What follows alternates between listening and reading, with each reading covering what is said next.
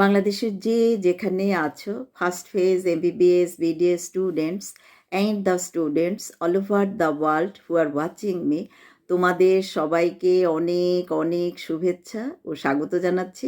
আমি ডাক্তার চন্দনা সরকার, সহযোগী অধ্যাপক ও বিভাগীয় প্রধান, অ্যানাটমি বিভাগ, Sherebangla medical college, Barishal.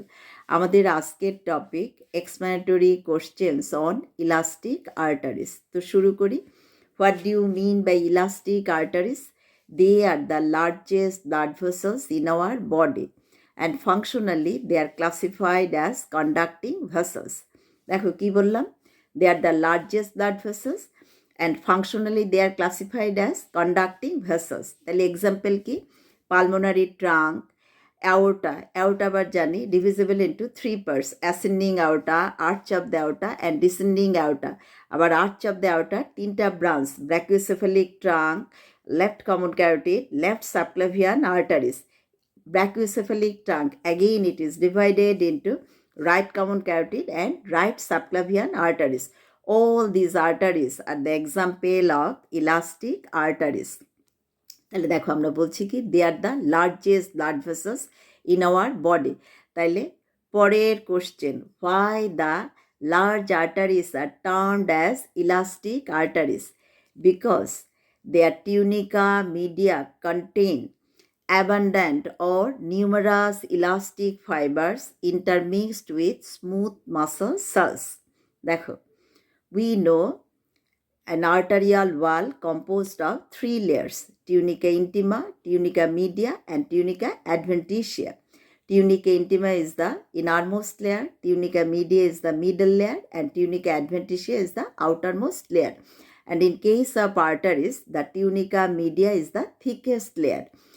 In case of large arteries or elastic arteries, this tunica media contains numerous or abundant elastic fibers intermixed with smooth muscle fibers. দেখো, tunica মিডিয়ায় প্রচুর পরিমাণে এরকম সার্কুলারলি অ্যারেঞ্জড ইলাস্টিক ফাইবার থাকে, তার মাঝে মাঝে কি থাকে? Smooth muscle sell.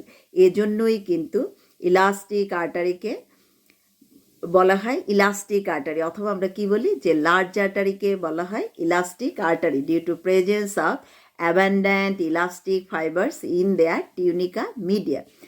এখন দেখো আর একটা question, why they are termed as conducting vessel? Because they transport blood from heart to the medium sized arteries. দেখো, হার্ট থেকে ব্লাড যাবে এই যে লার্জ আর্টারিতে, তাই না? পালমোনারি ট্রাঙ্ক, অ্যাসেন্ডিং আওরটা, সিস্টোলের সময় ব্লাড পালমোনারি ট্রাঙ্ক, অ্যাসেন্ডিং আওরটা হয়ে এরপর চলে যাবে মিডিয়াম সাইজড আর্টারিতে, যার জন্যই কিন্তু এদেরকে বলা হয় conducting vessels. And number 3 or final question, what is the advantage of presence of numerous or abundant elastic fibers in the wall of the large arteries or elastic artery? দেখো, elastic fibers provide elasticity to the arterial wall. During systole, the walls of the elastic arteries expand greatly, and during diastole, they recoil and force blood forward.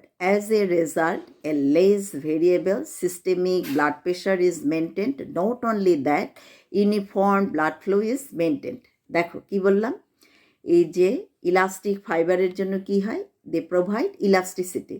তাহলে during systole এই arterial wall expand করে greatly, and during diastole এই walls recoil and force blood forward, যার জন্য কি হয়?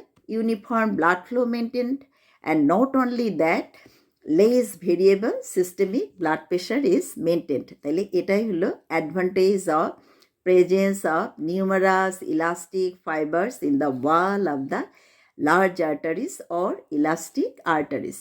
So this is all about explanatory questions on elastic arteries.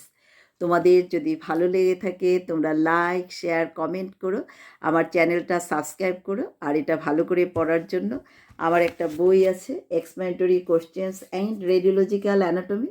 বইটা তোমরা কালেক্ট করে নিও। বইয়ের জন্য তোমরা আমার সাথে কমিউনিকেট করবে। আমার সেল নাম্বার 01712951685। তোমাদের সাথে আবারও কথা হবে। অন্য কোনো টপিক নিয়ে। সে পর্যন্ত তোমরা সবাই ভালো থেকো, সুস্থ থেকো। তোমাদের সবাইকে অনেক অনেক ধন্যবাদ।